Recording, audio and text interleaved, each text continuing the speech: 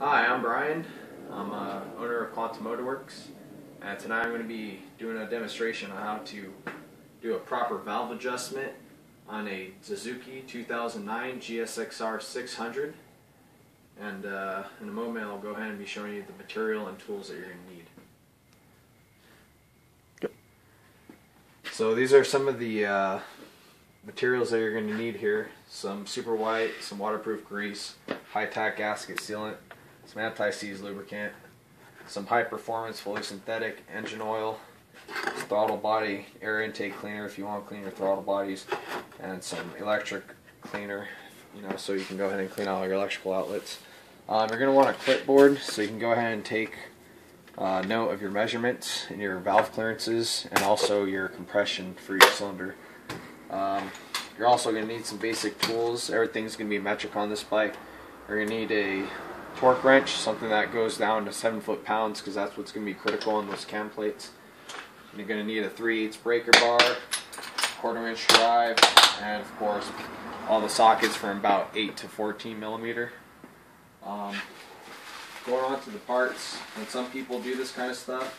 Some people like to take corners. I don't take any corners when I work on bikes because you don't want to have to be doing this stuff twice and dealing with the oil leaks. So you want to go ahead, you make sure and replace all the rubber. So going ahead, I got a Suzuki parts account, so I can go ahead and get all this stuff at a pretty good price fairly quick.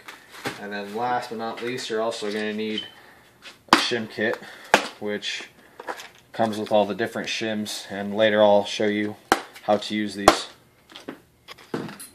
Alright, so first thing you're going to want to do is remove the seat.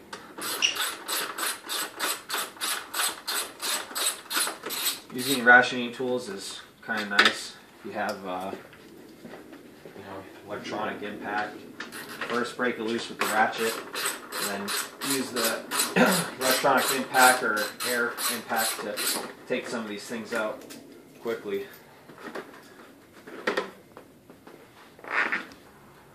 After removing the seat, you're going to want to go ahead and remove the gas tank.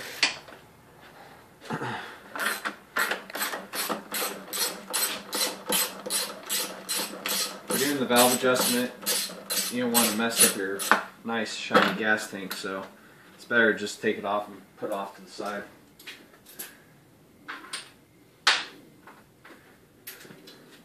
For this operation right here, you're going to need Allen tools.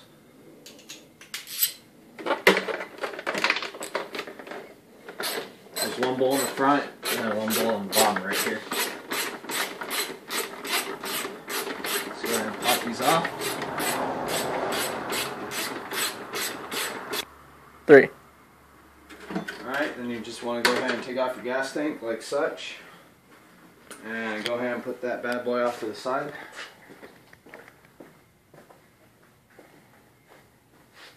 Then next what you want to go ahead and do is take off the air box.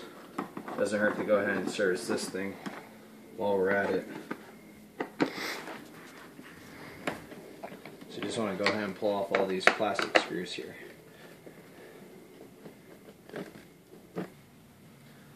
So after you go ahead and get the gas tank off, we're working on the fuel or on the air box. Get that off so we have a little bit more room to work with. There's these 2 plastic tabs. They're plastic rivets. Go ahead and pop them off, and that gives you access to the airbox boots, the airbox boot clamps, and then you can go ahead and crack those loose, and then it just kind of comes off like that. And then there's also a few vacuum hoses that are attached to it. You got one on the top that's on this airbox. You got one right here, and then you also have one back here, and then you have your air temperature sensor right here. That will have to be disconnected as well.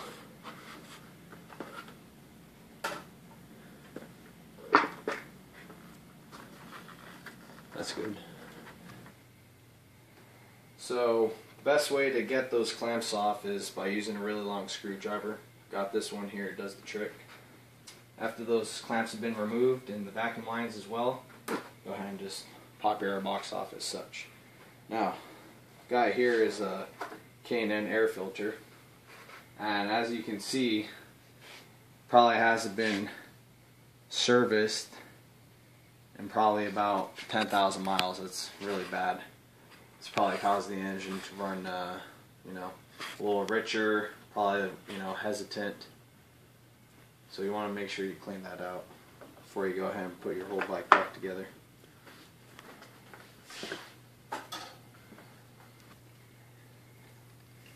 Alright, now that we got the air box off, this would be a wonderful time to do a compression check. See what kind of numbers we're working with here. So what you want to do is go ahead, and if you're a beginner, just so you don't mess it up, I would label and mark each individual spark plug cap that goes on so you don't mess up the, you know, firing order. But basically what you would do is you just pull them off.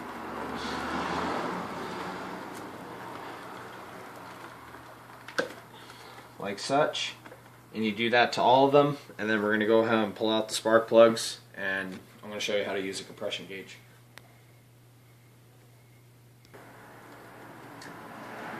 Alright, now that we have all this situated, we want to go ahead and individually mark each plug, as it's going to assist with the assembly process where you don't want to take any, you know, guesses. You want to make sure you plug everything up correctly.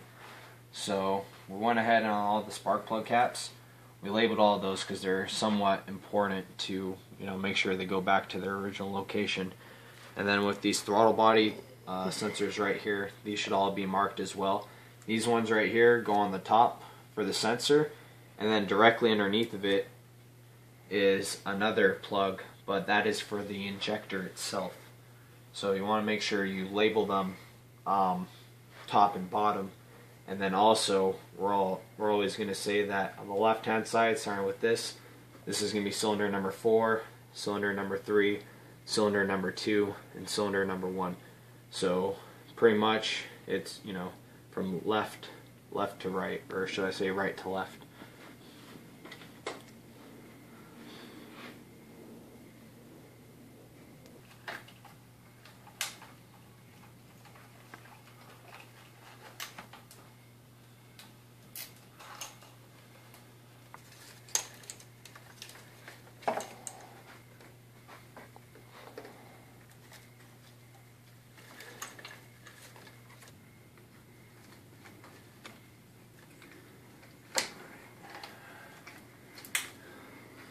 Okay, now that the throttle bodies are disconnected, we can go ahead and stick these off to the side. We want to make sure that we took note that all the throttle body sensors are individually labeled from 4, 3, 2, 1, and all of our injectors were also properly labeled 4, 3, 2, 1. There's a bunch of miscellaneous throttle body sensors as well that are located all throughout. Just make sure you label those. This is a fuel line, this is a return line right here. And you also want to make sure that you disconnected the throttle cables and labeled those as well, top and bottom. So now that we have this, we can go ahead and set off to the side and clean it later.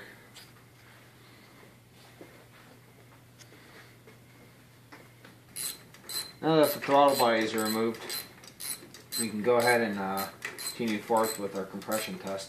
Go ahead and start by taking out all the spark plugs, and make sure you identify which spark plug belongs to which cylinder, because that's going to be important if you plan on using the same spark plugs over again.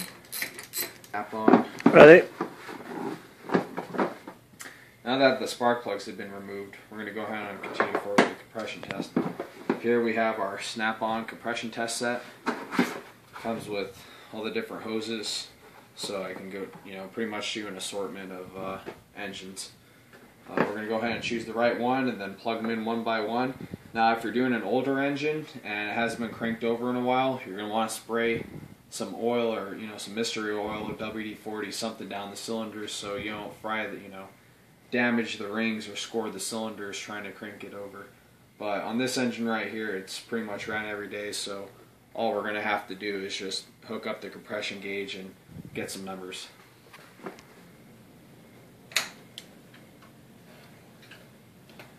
Alright, so we're going to go ahead and perform our first cylinder check. We have it routed in here to number 4.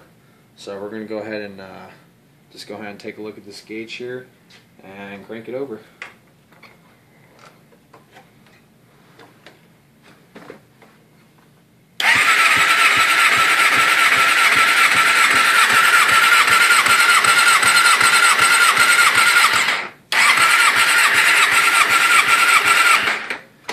can kind of see we're about 180, 182.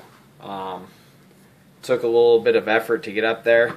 That's satisfactory. The lowest that this bike will run at is 170, and then after that it just starts to run like crap because this is a high compression engine, 11.5 to 1. So anything below 170 is below factory standards. When this bike was fresh out of the box, it was 220 psi. So that's definitely going to tell us that we need to probably do a valve adjustment so we can try to, you know, achieve another 20 psi from each cylinder. So we're going to go ahead and check the rest.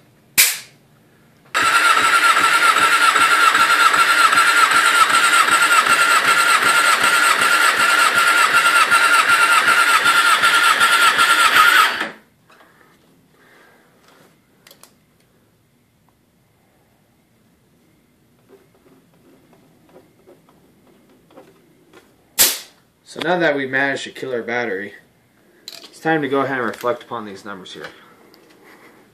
So you can see in cylinder number 4, have 182 psi, cylinder number 3, 178 psi, cylinder number 2, 178 psi, cylinder number 1, 184 psi. To be honest, this bike is in satisfactory condition.